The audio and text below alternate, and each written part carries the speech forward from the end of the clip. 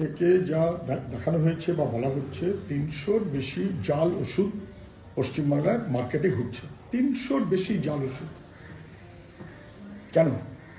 সরকারি দপ্তর যদি ব্ল্যাকলিস্টেড কোম্পানির নিষিদ্ধ ওষুধ কেনে এবং ব্যবহার করে, তার জন্য যদি রোগীর মৃত্যু হয়, তারপরেও যদি অপরাধীকে চিহ্নিত করা না হয়, তাহলে স্বাস্থ্য মন্ত্রকের বদান্যতাতেই এই অপরাধ এবং অসভ্যতাগুলো চলছে।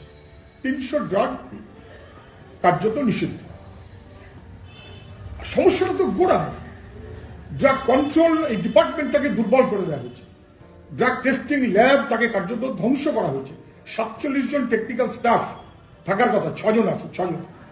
৬ জন টেকনিক্যাল লোককে দিয়ে ড্রাগ কন্ট্রোল তার টেস্টিং কখনো চলতে পারে?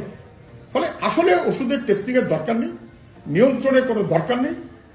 মোদ্দা কথা, আমরা যেভাবে চাইব তাতে নিষিদ্ধ ওষুধ চললে চলুক। কালীঘাট খুশ তো দেবী খুশ।